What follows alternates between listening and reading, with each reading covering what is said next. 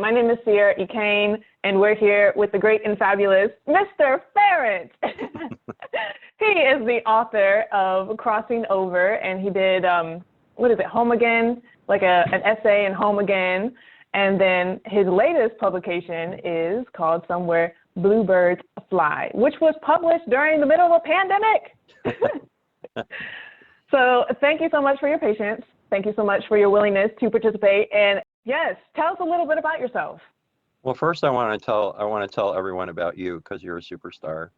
And I'm sure you were going to talk about it, but Ciara was one of my students at Unity Performing Arts Foundation. And Ciara, how old were you when we first met? Do you remember?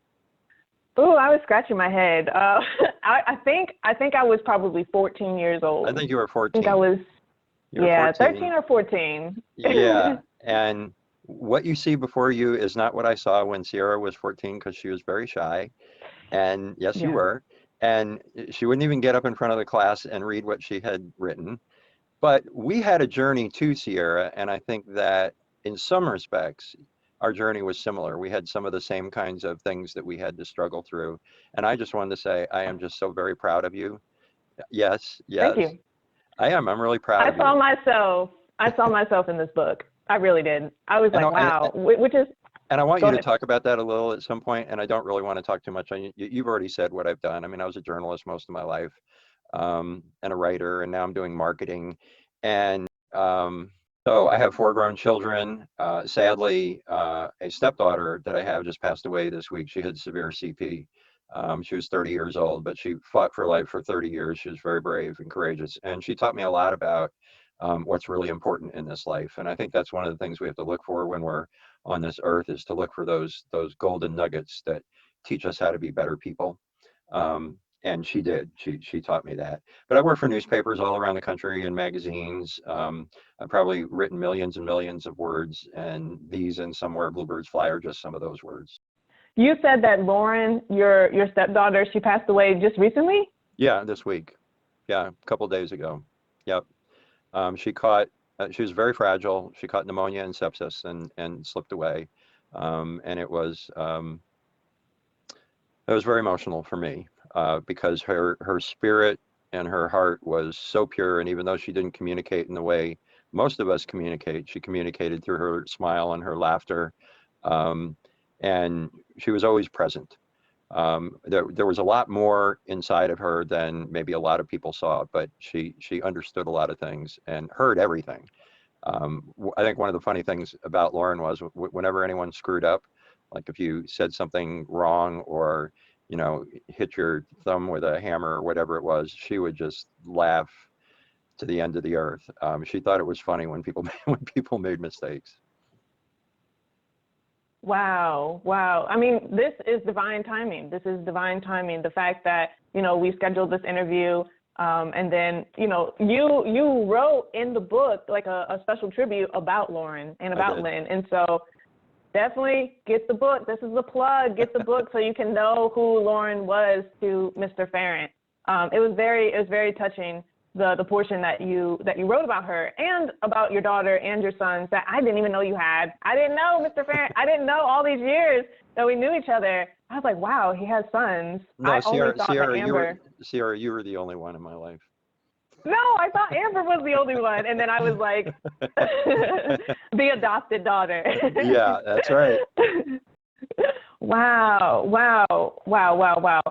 So I wanted to do a little twist. I wanted you to read your bio from your perspective. Normally, I would get up here and be like, okay, Mr. Farrant is this, and this. But would you like to read the bio that I included in the notes? No, listen, you got this stuff in here about an award-winning journalist and marketing professional who's dedicated my talents to notable newspapers, magazines, and nonprofits across the U.S., including the Denver Post, Time, the San Bernardino Sun, the Danville Commercial News. And on it goes. You've got in here that you know, what, you don't actually say it, but I was a volunteer for a raptor rehab organization. I'm on the board of Easter Seals. What you don't have in here, it was fairly recent, is I'm on the council for Make-A-Wish. But you know what, Ciara? Let's talk about the book. Let's talk about, you know, let's dive into the book. I liked the bio at the back of the book, but I wanted to add some other stuff in there about the Soaring Hawk Raptor Rehabilitation Center, because remember that one time we visited each other and then you had the owl on your hand, and then I think I was like really close to it and I was scared. So I wanted to include it. I wanted to add a little bit more fluff in there, and then a little bit about you. But going on, I over prepared for today's interview, and I was very, very happy about that. So because I knew you before all of this adoption journey to find who your birth mother and your birth family, your birth father was, I knew you before all of that, and then now I know you on the other side of that. The quote that I wanted to share with everyone today was by Zora Neale Hurston. So there are years that ask questions, and then there are years that answer those questions.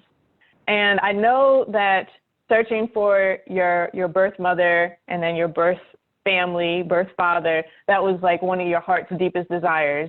And it was a question that you had for quite a long time. You know, where did I come from? Who did I come from? You know, what's my origin story? So the fact that you wrote this, good stuff, good stuff. For me reading this, Mr. Farrant, to be honest, because I know you personally, it took a lot. It took a lot. I think I started it in October. You sent it maybe late September, early October, and then I started it, and I had to put the book down several times. I had to put the book down. I could only read like a couple pages, and I had to put the book down. Not because it was challenging, not because like, oh, I got bored with it, oh, I went to sleep or something. This was so dense in terms of the heavy emotions. It was like, whoosh, it blew me away. And just a couple instances that I remember, I had to put the book down. So when your father abused you and he beat you with, what was it, the stick or a rake handle, yeah. A rake handle. When he beat you with the rake handle and then he broke your bones and then you had to go to the doctor and get it reset, I had to stop. And the same thing with Ciara, the Ciara, what did that do to you? Why did you have to stop? Because I felt it. I felt like I was you. I felt what made this book so powerful was I saw myself in a lot of these characters. Like, I know they're not characters, they're not fictitious characters, they're actual people, but I felt myself in Dave. I felt myself in you. I saw myself in your mother. And it was tough. Like, reading the book, I could see the way that you wrote these people into the story. I'm all like, my nose was getting all red and stuff. I could feel their pain. I could feel their frustration. I could feel their longing and the hurt. And so when I was reading it, I was like, that's enough. I don't want to feel that. And I mention this because normally, like in a book, you'll have cliffhangers or you'll have something that was totally unexpected. But it seemed like every single chapter there was something that I did not see coming. And again, I remember I was sitting down and having these what I call wild conversations. And I was like, this can't be real. Like, you couldn't have lived this life. This is not possible. And then you wrote it in the book, and I was like, wow, he wasn't making it up. You know, he wasn't making it up. It was really hard to write, too, because, and I think you may get to this in some of the questions, but I realized that my search was more than just a search just to find my birth mother, and that in order to tell the story, I had to be really honest about my life, which was very, very difficult. I mean, it's you know, I've spent my life writing about other people and interviewing other people, and to sit down and really explore or remember all the parts of your life, a lot of the parts that are not things that you go around bragging to people about, was really painful. And you said you had to stop. There were points in the book when I wrote it that I had to stop, and I had to write another section of the book because just because it was so difficult to be open and honest about a life that, frankly, Ciara, has been extraordinarily chaotic. And some of that is my own doing, but some of that is not my doing. And so when you and I talked, when you were just a little thing, I was speaking from life experience, and I felt your pain regarding your father. I felt your pain in feeling alone because I know what that feels like. I felt your pain in trying to find a place where you belonged. And so, you know, if somebody has a challenging life, I think it's important that they use that to impart to others who may be struggling. Stop it. The tear works are coming. Stop it. And again, I had the plan. Hey, Ciara, I love you.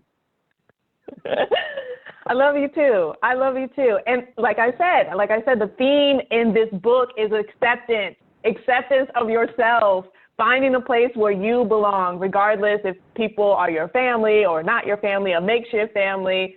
And again, I see myself in all of these themes. I had an entire list of like 20 different topics that I wanted to talk to you about in this book. And, you know, you've got things, you know, of course, the adoption story, you know, that in itself. So many of the people in Power of Passion pop class were fatherless or motherless or were adopted, or they didn't have anybody as a role model or a guardian. And so they were just out here wandering. So, you know, so many of my friends were adopted, and you were adopted. And some of us came from blended families where people, they weren't our biological parents, but they loved us like, you know, they were our biological parent.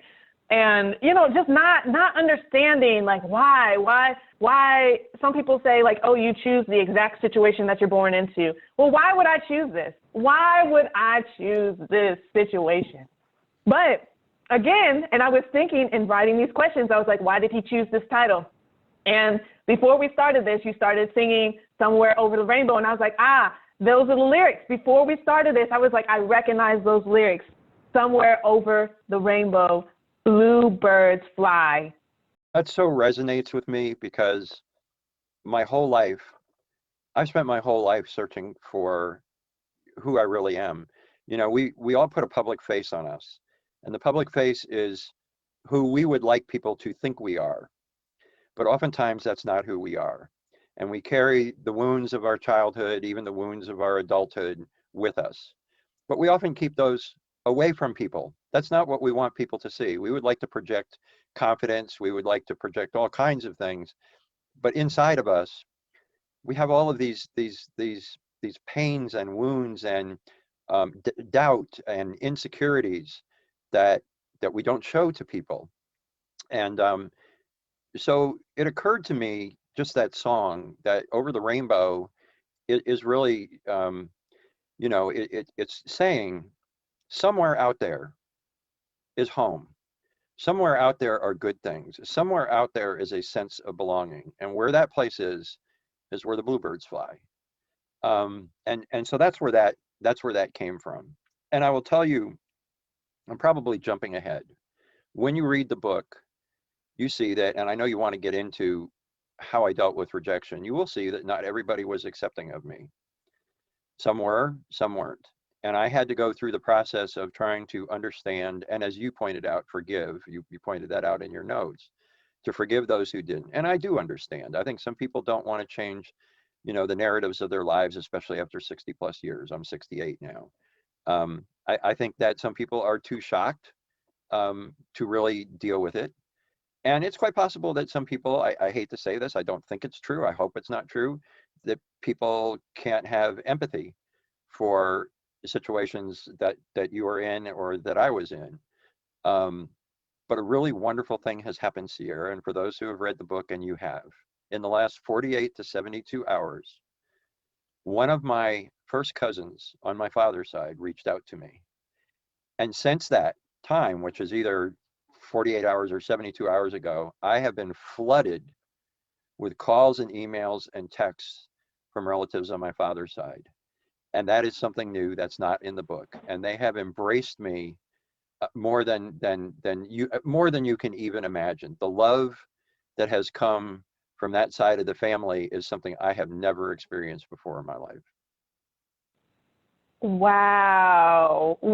And that's another key point. Like, sometimes people aren't ready in our timeline. Like, we have them on a specific timeline and they're not ready to accept us or give us what we're looking for in our time. But looky there, you published this book, in September of 2020? Mm-hmm. And you mentioned that a lot of people, they didn't want their names in the book. They didn't want anything to do with you. They told you, hey, take a hike.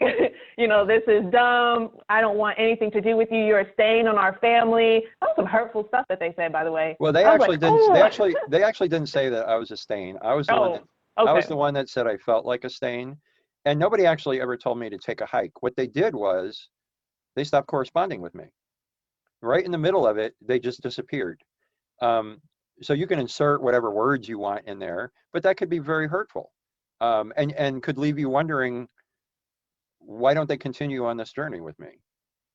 But I did come to some understandings, and whether they were right or wrong, I don't know. I appreciate the fact that um, the people have to have their own lives, and when someone like me comes along and no one knows about me, no one on either side of my biological family knew about me. That's a big shock. That is a really hard thing to wrap your head around. And so I was aware of the fact that when I was going on this search, that I had to help some of these folks along, that I always knew I was adopted. I always knew I was in this world. They did not. Yes, yes. And in my notes, I explained this all to my friend. I was so excited when I finally got to the end. I was like, oh my God, I got to share this. I got to share this information with somebody. And so I was talking to my friend, and I said a couple of things. But the first thing is helpers and obstacles. So I like to think of like the Wizard of Oz. You know, you're Dorothy. You meet all these wonderful friends. They're like, yes, I want to take you there. I want to take you to see the Oz.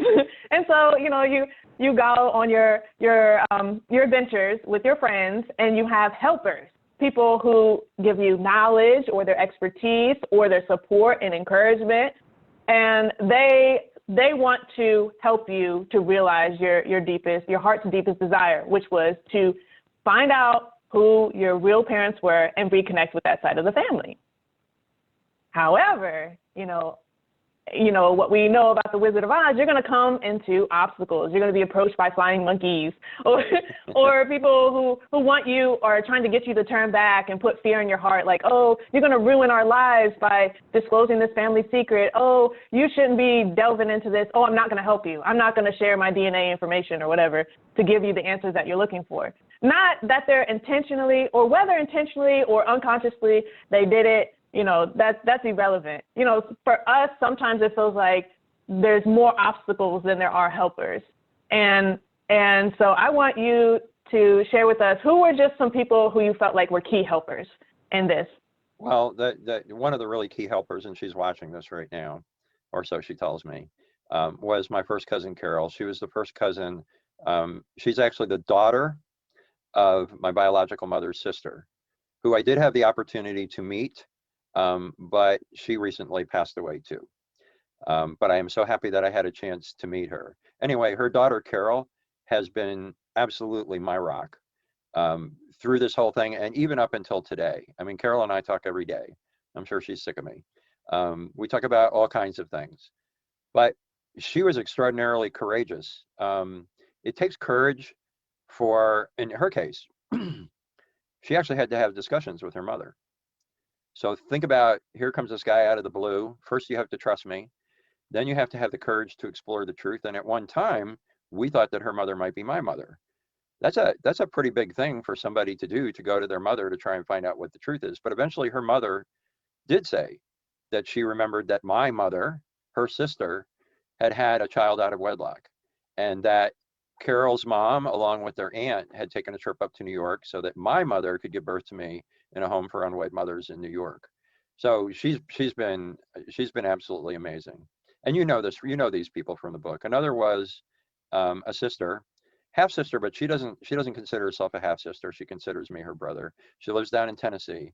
She accepted me right off the bat, and she is a person of very few words, but she has a heart of gold.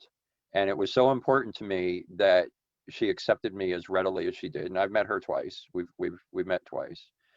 And then I have a half sister in Georgia on my father's side, who was very reluctant.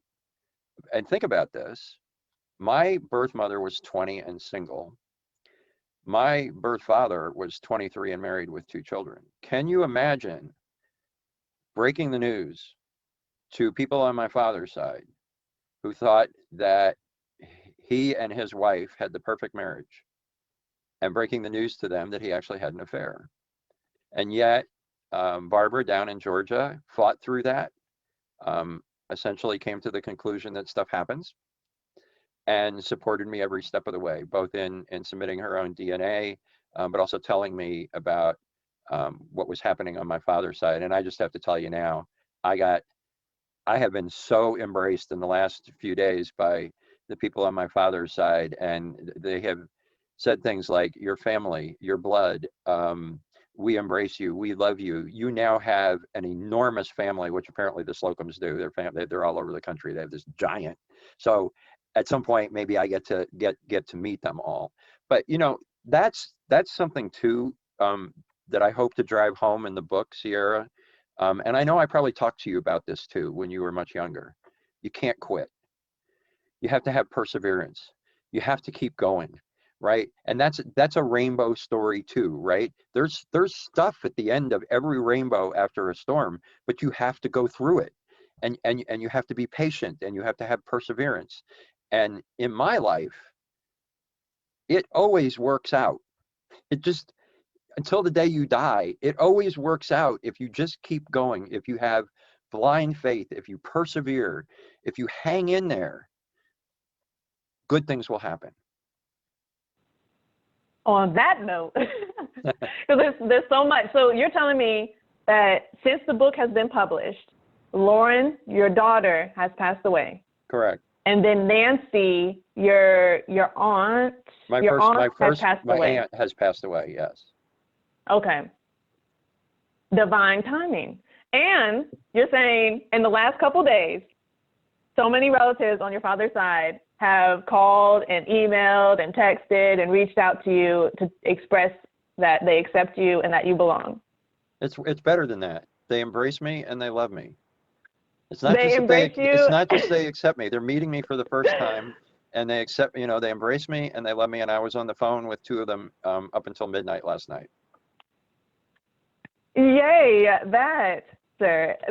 Now, had you not spoke the truth and shared your life story, had you not gone on the journey? So, Ciara, but you're correct. But I didn't write the book for myself. I wrote the book for others. And you know me well enough that when we had our discussions, it was not about me. It was about you. I wrote the book because I know, my story is unique to me.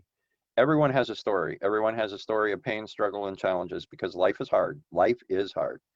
I wrote it because my hope is that other people who are searching for meaning, searching for identity, searching for a sense of self, that maybe it will just give them a little bit of hope that if they, keep walking forward into that light, that they will find not only themselves, but they will find good things. They will find their rainbow? Well, they'll find the bluebirds. Wonderful, wonderful. And that was one of my questions. Why did you write the book? Who did you write it for? And you answered it. You wrote it for others. You, as my friend says, in the sharing of your story and your experiences, you allow others to live authentically and speak their truth as well. Yeah, I would like you, Ciara, though, just really quick here. I would like you said that the book, that you could identify it with it. Tell me, you don't have to talk forever. By the way, whoever's watching, this is a girl that never talked, okay? Now she's just talking up a storm. But what particularly did you identify that was helpful to you when you were looking at your own life? Oh, well, a lot of it. Let me see. The forgiving of the first wife, that was huge. Again, this is another point in the book where I had to stop, because she was throwing pots, she was throwing pans, she was tearing up the house, she was tearing up your clothes. She abandoned you, then dropped the child off, your first son off, and then, then she's like, oh, fly him back home for a week, and then she steals the child. All this kind of stuff. It was just crazy. And then at the end of it, hold on, let me see what page that's on. You talk about, you realized that you were in an abusive relationship as a man, and you didn't think that men could be abused or be domestic violence victims. Right. Yeah. That sounds good. That's good. So for me, the fact that you were at her deathbed and talking her through, transitioning and stuff, I was like, if this man could go through all of this and forgive this woman, there is absolutely nothing that two people in agreement can't get past. Well, Again, I think that's true, Ciara, but I think in that particular case, and I can't say that I've never held grudges. I have. And I can't say that I have not, that I've forgiven everyone that I feel or in fact has wronged me. But the reason why I told that story was, which was interesting to me, when death is knocking at the door of someone, you start to realize that a lot of the things that Marilyn did were horrible. But you do start to realize that a lot of the things that we concentrate on in this life, they're small. We need to work through them, because death, it's final. And the other thing is that when she reached out to me for some advice and compassion, it was really the first time that she had done that. And you give that to somebody who is facing their last days. And all of a sudden, all of the anger that I had, all of the hatred that I had for her disappeared. And it's still gone. She, because of her demons, she had a hard life. I just wanted her to have peace at the end.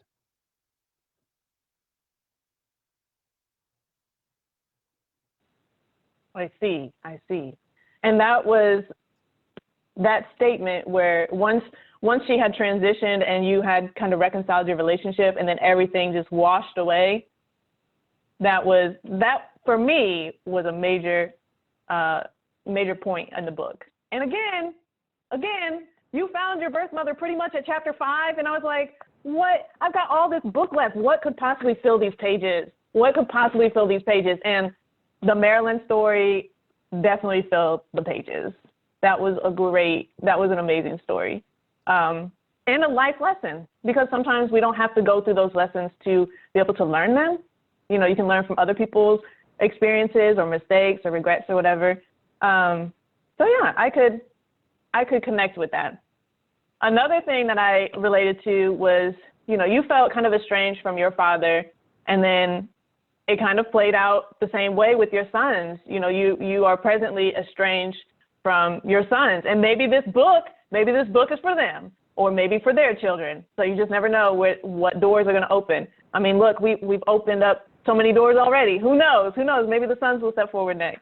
But I understood from the father's perspective, from your perspective, what it's like to be estranged from your children. And so for me, I was like, okay, I was estranged from my side of the family, but something recent, in the last 2 years has happened where I started to reconnect with them and to understand things from their perspective.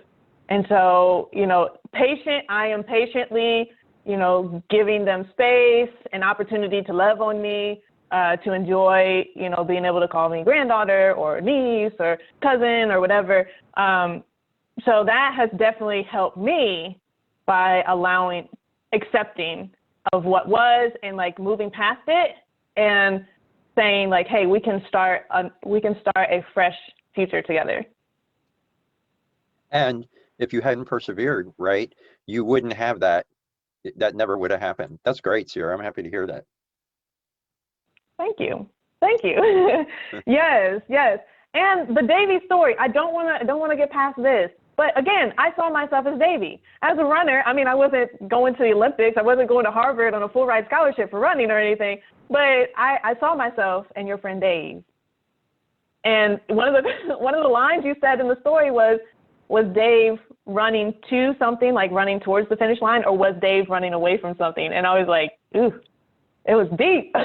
Well, Dave was, the interesting thing was, Ciara, is that I never intended, when I started writing the book, I never intended that, but for some reason, and you know that from reading the book, his visions of him running along the country roads in my hometown, they just kept flooding back to me, and I kept saying, why am I thinking about this? And the reason I think is because I think I had to ask the same question: was I running towards something, or was I running away from something? And in both of our cases, I think I think it was both. I think the other thing about the Dave story, and for those who haven't read the book, Dave Patetti he was a national, internationally known runner, went to Harvard, and he was just, he was smart, he had scholastic achievements, he had athletic achievements, um, and at the age of 22, he killed himself, which has always haunted me. It's always haunted me that somebody so accomplished, with so much left ahead of them in life, but so unhappy on the inside. And I think, one of the things that points out, again, is this thing of the facade that people put on the outside, but we don't know what's on the inside. Um, and my heart breaks for him. I wish that we could have had discussions. I wish that other people could have reached out. And interestingly, Ciara, some of the people who knew him have reached out to me, including his girlfriend at the time that he committed suicide. People who were because of the book. Because of the book. People, here we are 50 years later after Dave killed himself. There are people who are still looking for closure. So, and his sister too, who's mentioned prominently in the book. We talked for hours and hours and hours, and my hope is that having those discussions were helpful because his death had really impacted her heavily. But yes, because of the book, people who knew Dave have reached out to me, and I'm really, really happy about that.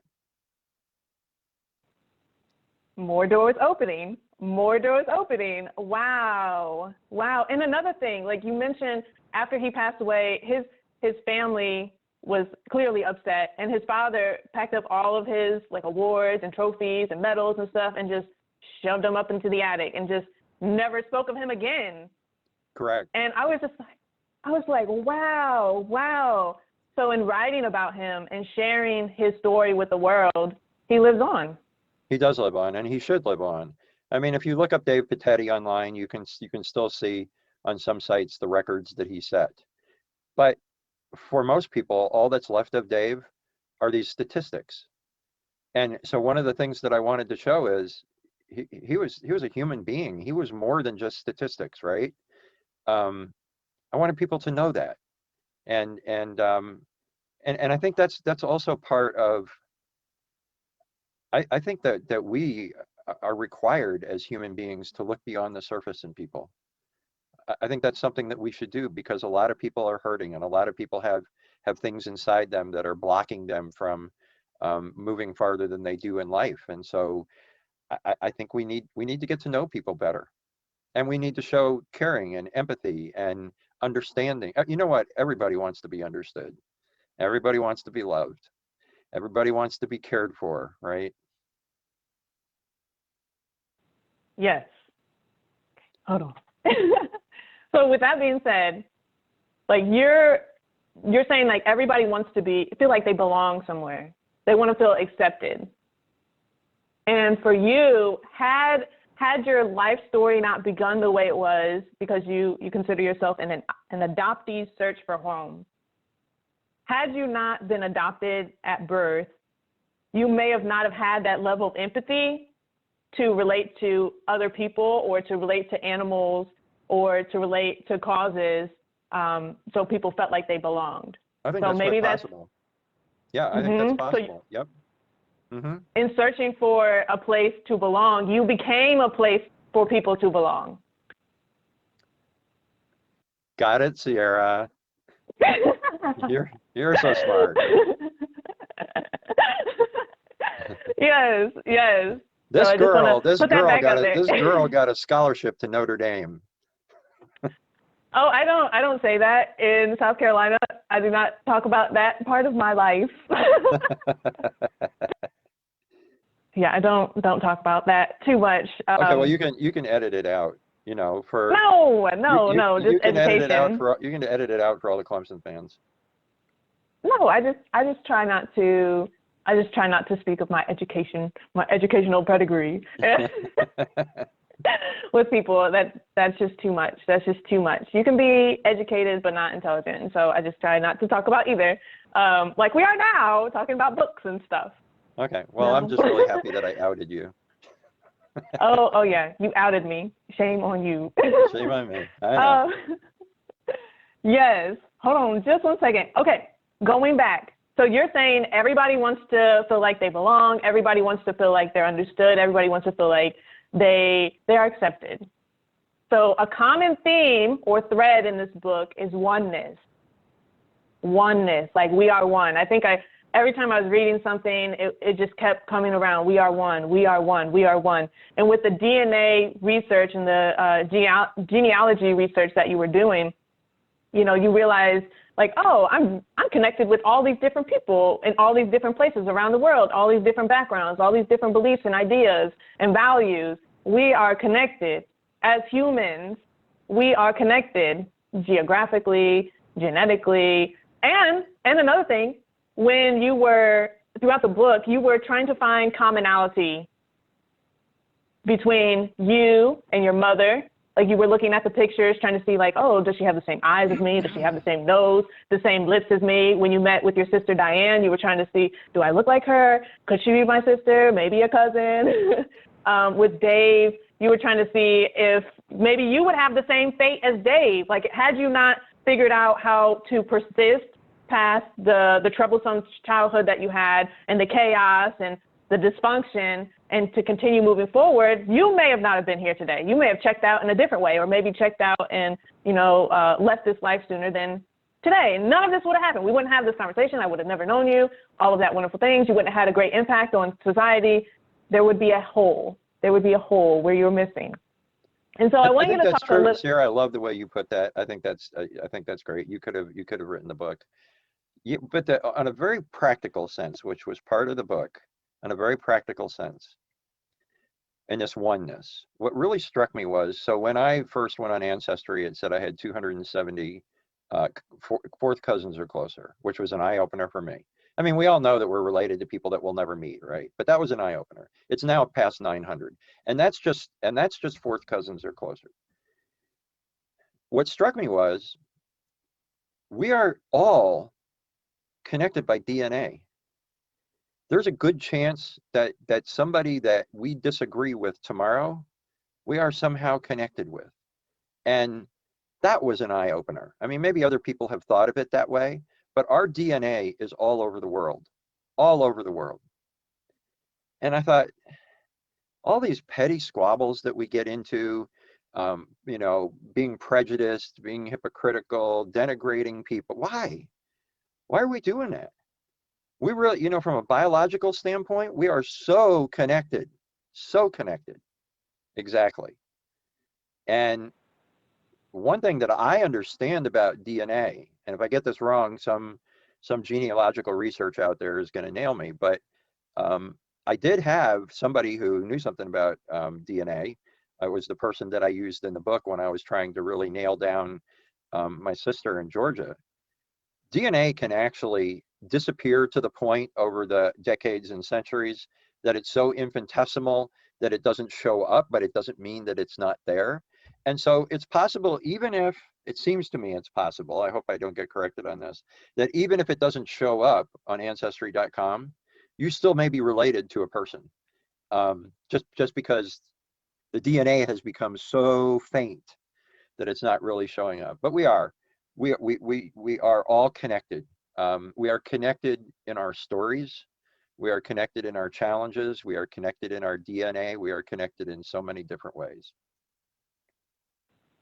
Yes, and human to human connection, and through shared experiences, generally shared values at the end of the day, and the animals, connection, humans to plants and to animals. You were talking about how your wife, Lynn, she had this beautiful backyard that you guys got married in. Congratulations again. And then you guys had like Barbara May, your mother, and then when you were growing up, and now in your current family, you guys had a love for animals and the outdoors, and you connected to yourself, you connected to nature, you connected to the animals, you connected to others, like Dave and his sister did. They had so many childhood memories growing up in the woods or going outside and stuff. I want you to talk a little bit about the oneness that is all life, human, animal, plant. Well, I'll talk about animals, although I do like plants, but I like vegetables. But I'll talk about animals. So the woods were my sanctuary growing up in a very unhappy household. They were the place that I went.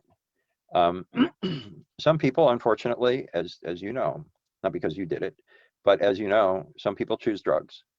Some people choose violent behavior.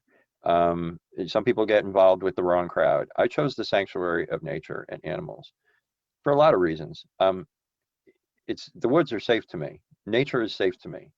Even the things in nature that aren't safe, they're safe. And the other thing about nature is relatively predictable. Human beings come with really complicated agendas. It is so hard to figure out human beings. But animals are pretty easy to figure out. Even the violent animals are easy to figure out. I mean, you can watch their behavior and you can say, okay, I know that this snake is about to strike me, or I know that this mountain lion looks hungry and they're gonna come after me. I mean, the symbols of nature are pretty easy to figure out. Human beings, not so much. Um, and so I think where Dave was concerned and his sister was concerned and I was concerned, it was a sanctuary away from the complexities of human beings. It was a place to go where you could talk to yourself, you could take the dog for a walk or run, you could fish by a stream or a river, and nobody could hurt you. Nobody could hurt you there. And I think I'm probably not alone in this. I'm sure Dave and his sister weren't alone in this. I'm sure that there are a fair number of people who have used nature as a place where they feel safer than they do in the human race. The only thing with me was at some point I thought if I'm actually going to survive this journey in my life, I got to try to figure out how to deal with human beings. And that was a conscious choice. Yes, yes. And if you isolate yourself, kind of like what Dave did, you remove yourself from people so much, kind of like the transcendental authors like David Thoreau and Emerson, they kind of remove themselves from society, or the romantic authors, they remove themselves from society to be one with nature. But sometimes when you do that, you'll want to transition, maybe sooner than, your time, sooner than your purpose, realizing your purpose in this life. Yeah. And so that is why I connected with Mr. Dave, because I was there. I was there. And not only that, you were a runner, and I remember that. Yeah. Mm-hmm. I actually came to a meet or two of yours. Do you remember that? Yes, I did. I stood there and I cheered you on. Thank you. Yeah, cross country and track for like 8 years. Yeah. 8 years. I don't run anymore. I do not run. But I will power walk. Yes. I remember cheering you on. I remember thinking, Ciara, get with it. Come on, let's go. Get with it. Come on, Ciara.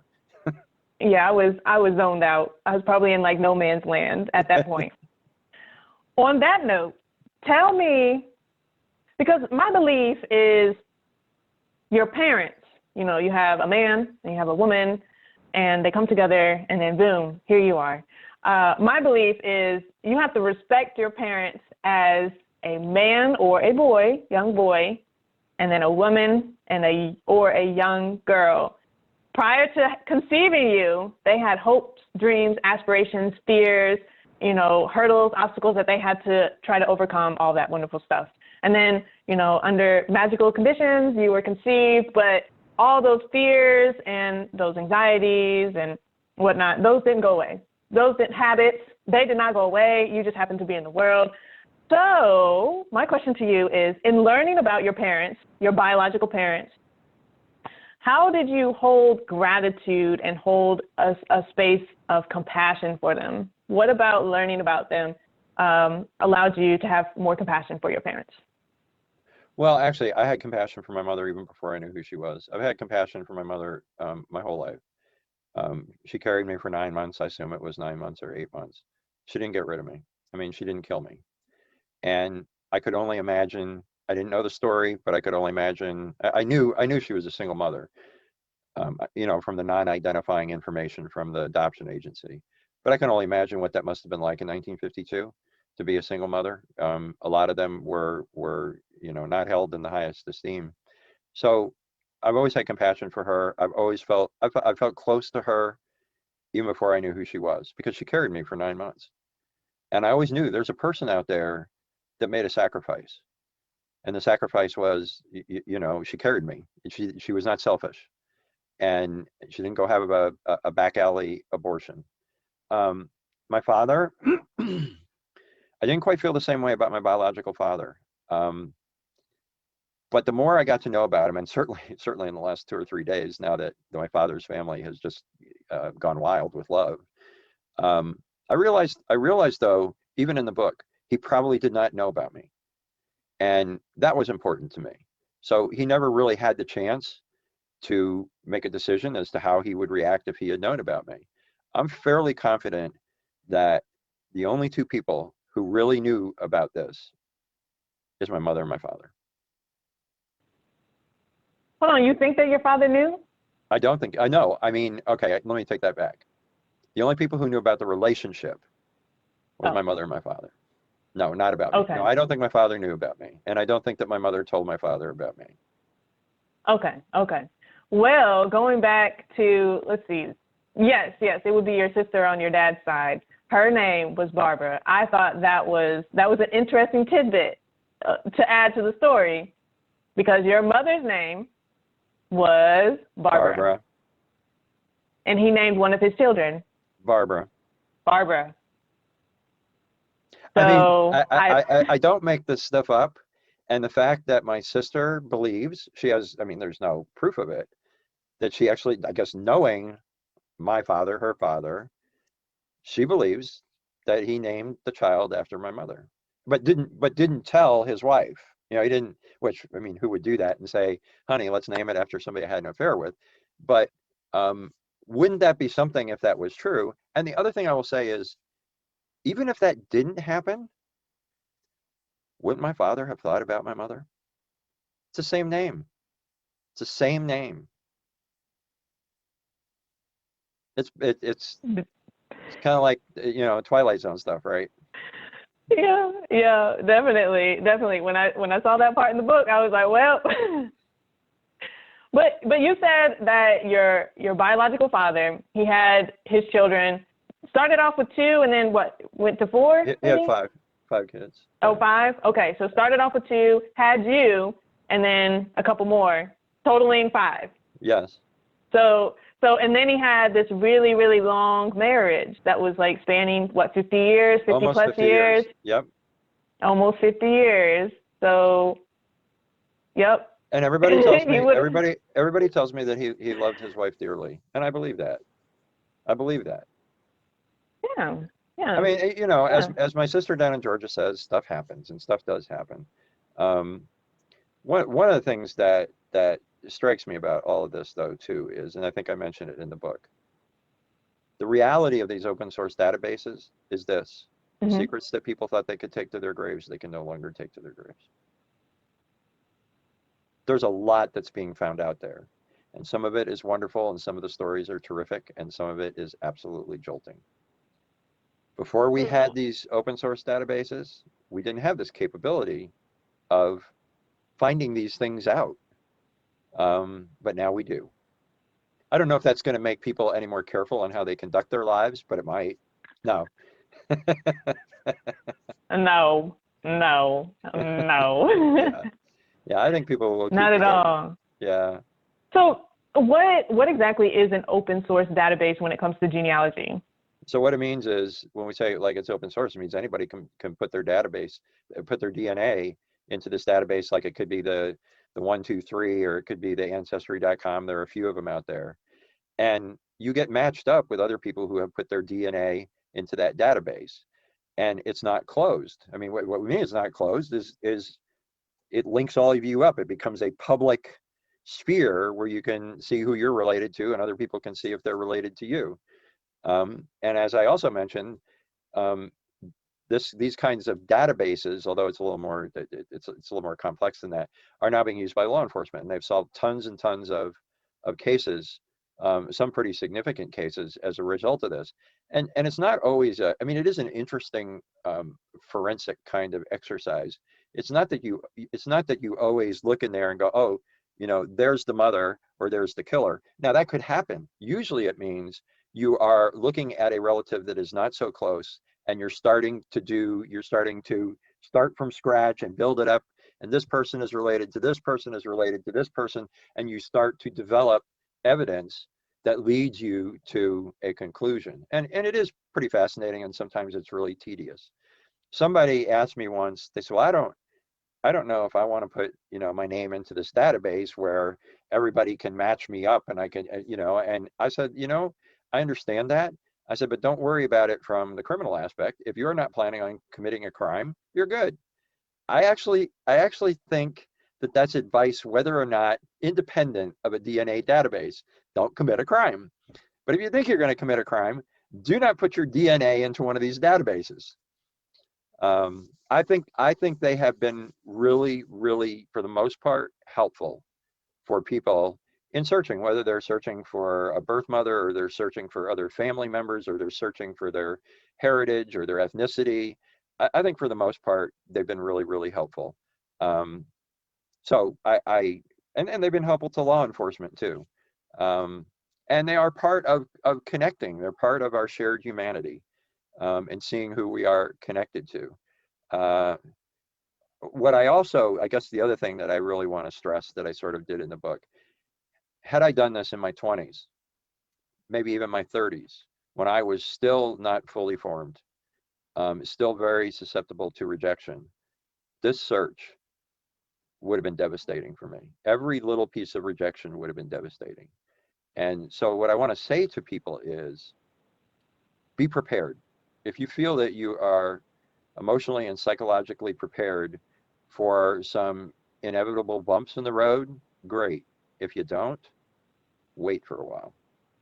Because it can be jolting. I mean, if you're already feeling rejected and if you're already feeling as if, you know, you're unloved and people don't love you and you have no place of belonging, and then even one person in your search says, I don't want to help you. That's hard. That's a hard thing to stomach. Yes, yes, that was one of our questions. Had you not learned the lesson of self-acceptance, accepting of yourself, and found ways to shift the narrative from when you saw the pictures of your 4 siblings at a wedding, you were like, oh, I wish I could have been there. But you shifted the narrative to, oh, look what they're missing out on, you know, the fact that you weren't there. And the fact that you were able to shift that narrative at 60 plus right now, you probably wouldn't have been able to do that when you were like you said, there were times in your life when you were in your early to mid 20s when you could have began the search, or in your mid 30s where you could have began the search. And maybe because you hadn't learned the lesson yet, you couldn't move forward into receiving the answers to your questions. Well, I will definitely tell you that I wouldn't have had the same reaction to that one picture that you talk about. In my 20s, no, I wouldn't have had that reaction. I would have felt abject pain and rejection. Absolutely, I would have. Yep. And it would have just sent me spiraling downward. Yeah, yeah. And probably to a place where some people can't come out of that, you know, habits or, you know, just sulking, playing the victim, hopelessness, but you chose a different path. Boom. I did change a different path. And one thing I want to say, because I don't know if you're ending it now, but I'm so proud of you. I am so proud of you because, well, just where you are in your life, but I'm also so proud of you because when you were younger, you listened. And that's something that I would like to impart to everybody. Lots of people don't listen, they close themselves off. It would have been easy for you to close yourself off to me. In fact, knowing you, Ciara, there was probably running through your head was at various times, I wish this guy would shut up. But you listened. And somewhere in you, you said, maybe I need to pay attention because I'm not happy right now. And I want to be happy and I want to figure things out. And so one thing I would say to young people, listen, because if somebody is truly caring, they really care about you, that's a gift. That is a gift that somebody is trying to give you. Yes, sir. Yes, sir. I was listening, and I am a good listener. And I told myself I was all anxious. I was nervous in a good way, And I was like, okay, you just need to listen. You just need to listen.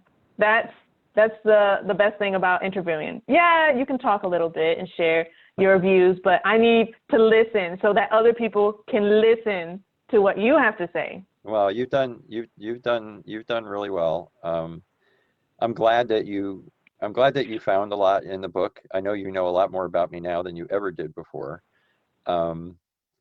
I may have shared some stuff with you and the other young people in the class, but what's really, really cool is you and I are having this conversation now, and I have not forgotten you, and you have not forgotten me. And do you know a few other people in the class in the last year have reached out to me too? And and some of the people that I have met that have been in the class have said, I still remember the things that you taught us. I still remember the things that I learned in the class. And that's gratifying to me, not from an ego perspective, because you're all doing okay. You're doing okay.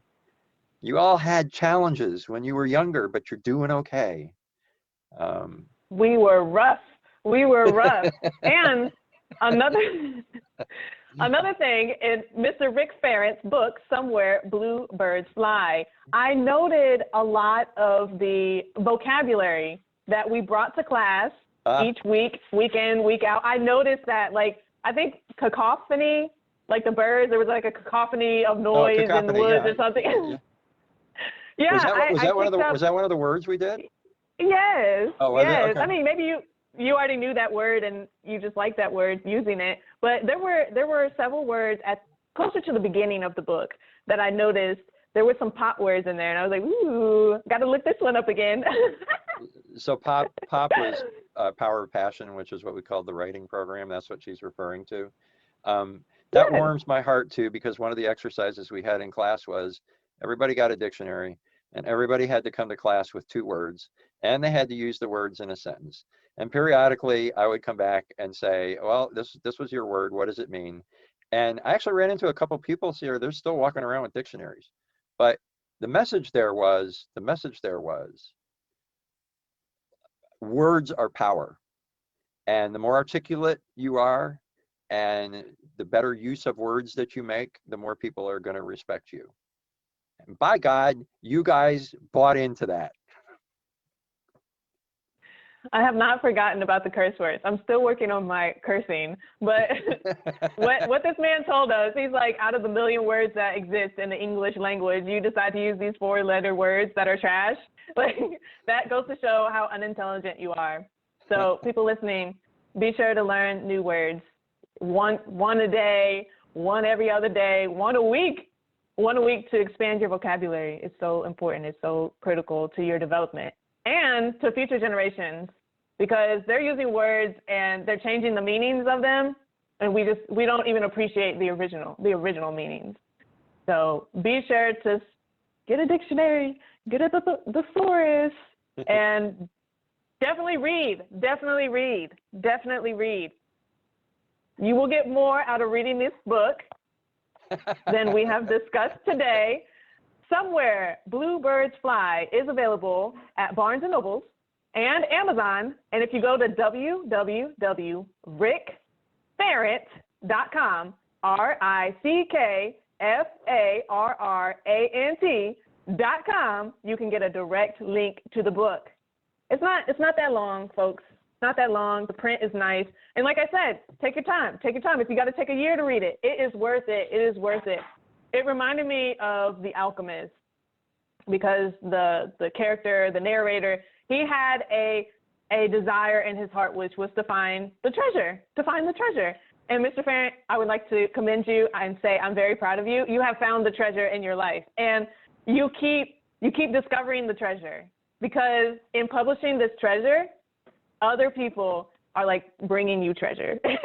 The love, the peace, the sense of belonging, everything that you had been looking for, when we were talking about everything in Power of Passion, all those frustrations, all those uncertainties, all those questions, I feel like have been answered. And had you not told me that Lauren had passed away, or that your aunt has passed away, I wouldn't have known that you were grieving. I would not have known that you were grieving, a loss that happened this week. And I think that's a testimony to, your growth and development as a human. And I would like to say thank you, and I'm very proud of you as well. And I don't know, this note, you signed the book and it said, hope you don't think poorly of me after reading this. I was like, poorly? I think quite the opposite. Like, I'm so proud of you. I am so proud of you for writing this book. You didn't write about other people. you wrote about what you knew. Love you. Love you Love too. you bunches. Thank you, everyone.